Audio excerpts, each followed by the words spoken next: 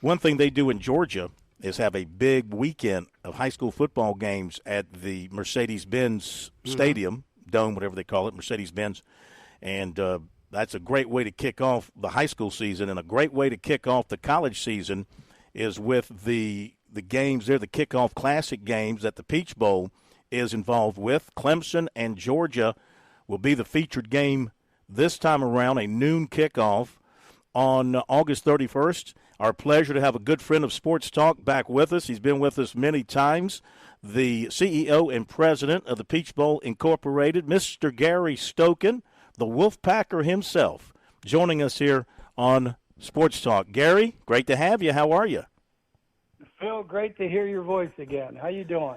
Man, we're doing great. I waved at you a couple of times at Media Days, and I'm glad we're able to get you back on with us tonight to talk about a classic rivalry. I said earlier tonight and on another show earlier today, I think the Clemson-Georgia rivalry is probably the best rivalry game in the country that's not played on a regular basis because 75 miles apart, and these two schools just do not like each other. Well, I go back to when I was with Adidas after I got out of coaching, and I had Clemson in 1981 in Adidas when they won the national championship. I still remember Perry Tuttle on the cover of Sports Illustrated running into the end zone in his Adidas. And then the next year, I had Herschel Walker in Adidas when Georgia won the national championship. So you remember those teams back then were so good. And then Kevin Butler kicks the 60-yard field goal to beat Clemson. Mm-hmm. Just as you said, a great rivalry that you wish it would take place every year. But, you know, it is going to take place home and home after our Aflac kickoff game this year. Sure. And how fortunate, though, do you feel to be able to put this game together for your event to kick off this season? Well, it's a great opportunity for us, certainly, but also for college football fans and primarily Georgia and Clemson fans to see, you know, two top 15 teams, arguably the best two teams in their respective conferences over the last 5 years, 10 years, with 4 of the last 8 national championships won by Dabo Swinney and Kirby Smart at Georgia and Clemson. So I think we're in for a great matchup, a great game. The quarterbacks, I heard you talking earlier about Cade Klubnik. You know, I think that's the key to the game is what does Beck do against Clemson's great defense and what does Klubnik do against Georgia's great defense? That's going to tell the tale. With these games on neutral surfaces like this one and other places, but like yours in particular, you like to kind of treat it with a bowl-type atmosphere? I mean, do you have a lot of things going on around the arena, game day, couple of days prior to? What do you have planned? Yeah, what we do is we'll have a tailgate town presented by PNC right outside International Drive, right there on the campus of Mercedes-Benz Stadium. And then right down below in the Home Depot parking lot, we'll have our team walk. So the teams will actually get out of their buses and walk through the fans into Mercedes-Benz Stadium. So that'll all take place Saturday morning. So, yeah, it's a great way to kick off the season, whether you have tickets for the game, which we could set a record in Mercedes-Benz Stadium and beat our semifinal game in the Chick-fil-A Peach Bowl of Georgia and Ohio State in 2023. You know, we probably could get up to 79,000 people, which would be a record in Mercedes-Benz Stadium. So how are you able to do that? Are you guys, like, I don't know, bringing in some more seats or moving some things around? How are you able to get more people in? Well, Mercedes-Benz was built with the national championship in mind and Super Bowls. Mm-hmm. So there are seats that are that you can pull out on both sidelines up in the upper level and in the one end zone. And so we pull those out, and then we also will sell 2,800 standing room only tickets.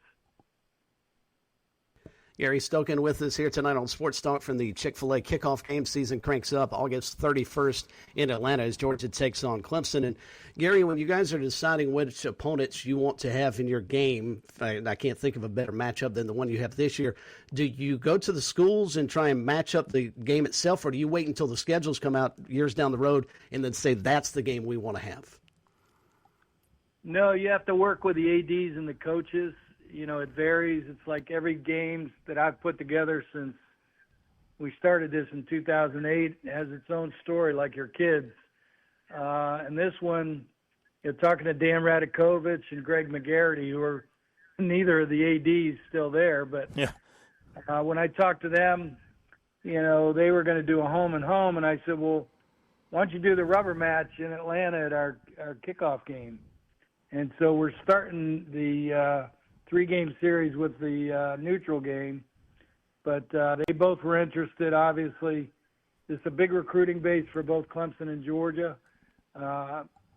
Probably their biggest donor base lives in Metro Atlanta as well, and a ton of their alumni live here. So for all those right reasons, it made sense to do the game. And both Kirby and Dabo, love playing in these type of games because the off-season workouts get to a whole new level when they know they're going to play against big competition versus playing against a directional school. And secondly, coaches will tell you that you learn more about your team and your team improves more week 1 to week 2. And so in week 1, if you play a directional school, your kids aren't going to have much film to coach them up on because they're probably going to dominate the opponent individually at their position and collectively on special teams or offense and defense.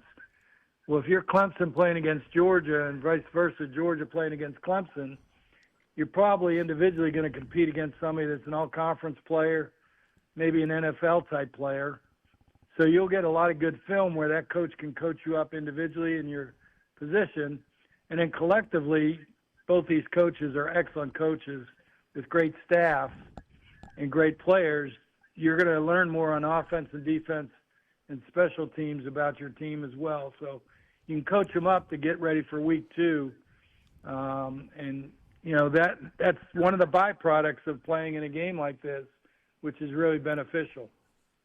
Visiting with Gary Stokan for a few more minutes. So it's got to be beneficial both sides financially too, because they're giving up.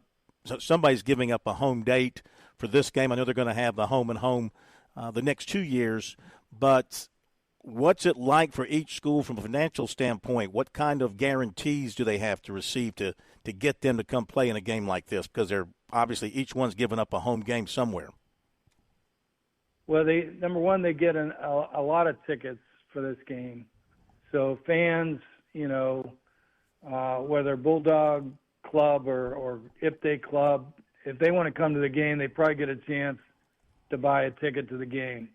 If they don't buy a ticket, they got a chance to watch a great game on national TV versus, as I said, a directional school type of game. Secondly, they're going to net more out of this game than they would at a home game.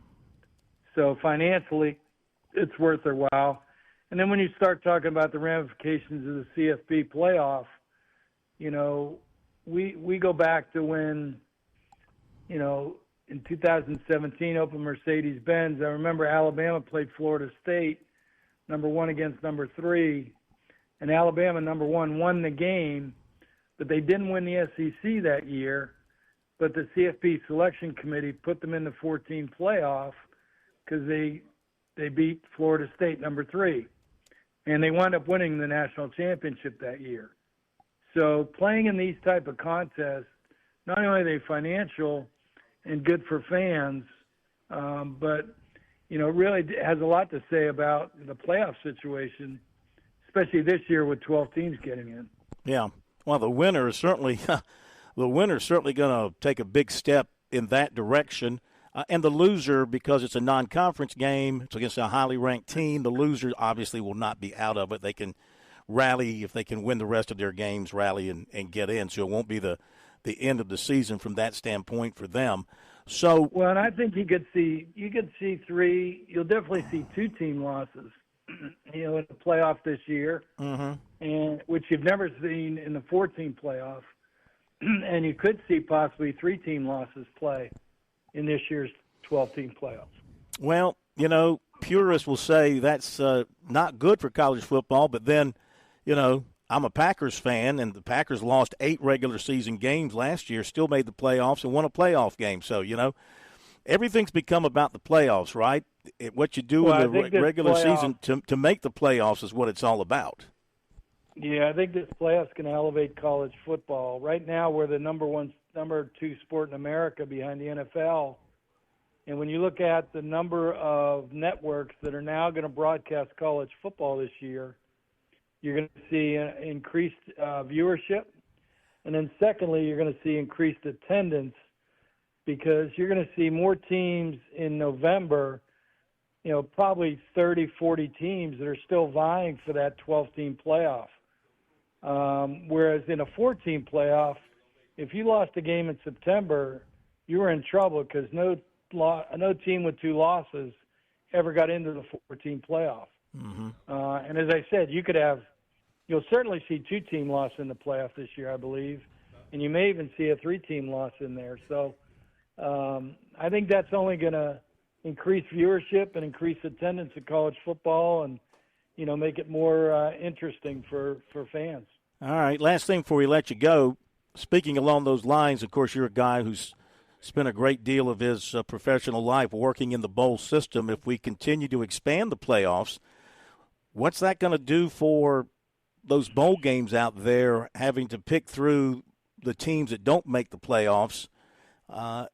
Will that be a continued devaluation of those non-playoff related bowl games?